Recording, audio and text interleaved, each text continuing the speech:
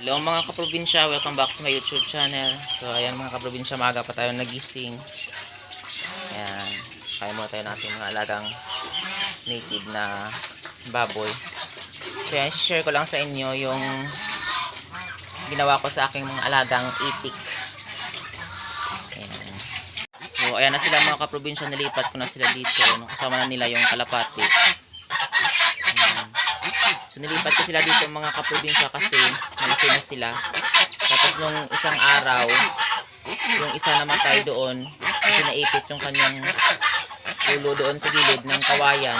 Tapos yung isa mga kaprobinsya is kinain ng daga. So sayang din mga kaprobinsya kapag hindi sila maalagaan ng mabuti. Ayan, kahapon sinambakan ko ito ng lupa kasi dati dito sa ilalim na ito is hindi siya masyadong pantay dito sa kabila. Ngayon lagyan ko ng lambak ng lupa. Ayan, doon ako kumuha. Tapos nilagyan ko sa mga gilid ng mga kawayan para hindi sila makawala. Kasi yung mga alagang itik na katulad nito mga kaprobinsya, kung merong mga alagang aso o mga galang aso mga kaprobinsya, is kinakain talaga nila ito. Yung mga ganito kalaki na mga sisiw ng bansa, ng pato. So kailangan talaga sila na alagaan at hindi sila pakakawalan. Sa screen talaga sila sa ganitong lalagyan para hindi sila makawala, para hindi makain ng mga aso. At sa ganito kalaki mga kaprobinsya, nakain din sila ng daga. Sayang lang din yung pagod na nung maliit sila, hindi sila masyado mga kaprobinsya na nabawasan. Nung malaki na yung dalawa na mga bawas, so sayang lang din mga kaprobinsya yung ating pagkain at ang ating mga pambili ng pagkain nila. So wala tayong bawi. So kailangan talaga na alagaan silang mabuti. Yan din yung mga alagang gansa.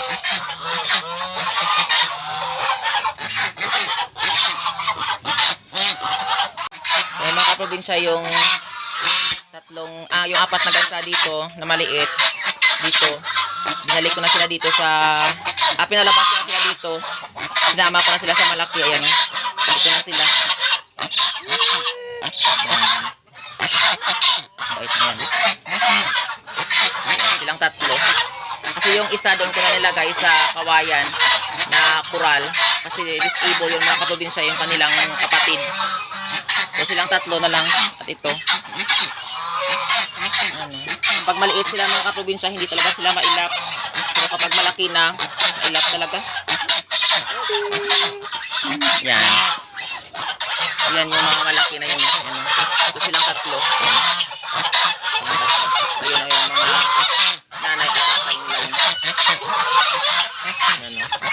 Paganyan na posisyon na kaprobinsya ng isang alagang gansa. Meron ng manugo talaga yan. Ayan, lalaki ito. So, hindi ko pa alam kung lalaki o babae kasi maliit pa, hindi ko pa malalaman.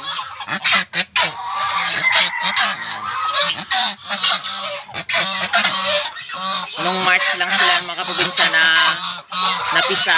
Ngayon March, April, May, June. Ayan, June na. Ito na sila kalaki.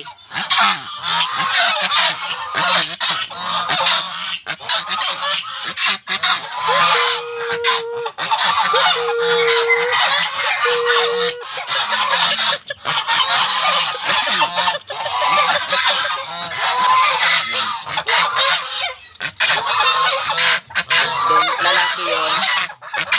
Yung kulay brown yung babae.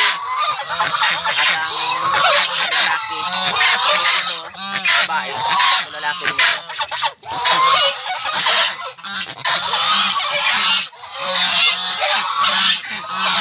Kaya mga kaprobinsya, madami na sila. Wala na sila. Isa, dalawa, tatlo, apat, lima, anim, pito, 8 na sila mga kaprobinsya.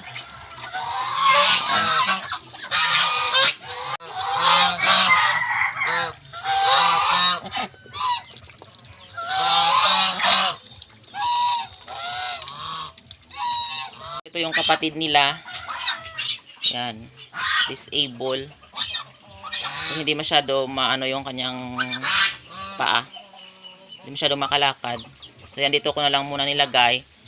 Para kahit paano mga kaprobinsya is hindi siya mamamatay. Kasi kapag doon, makakawalan ko baka mamatay. O baka pasok yung mga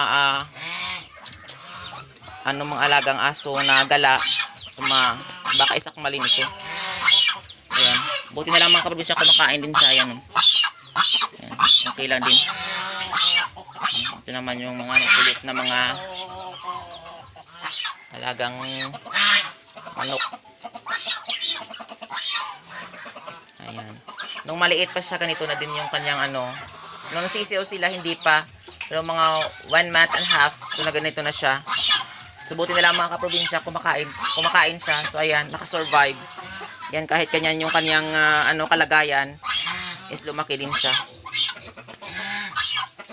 Ayan.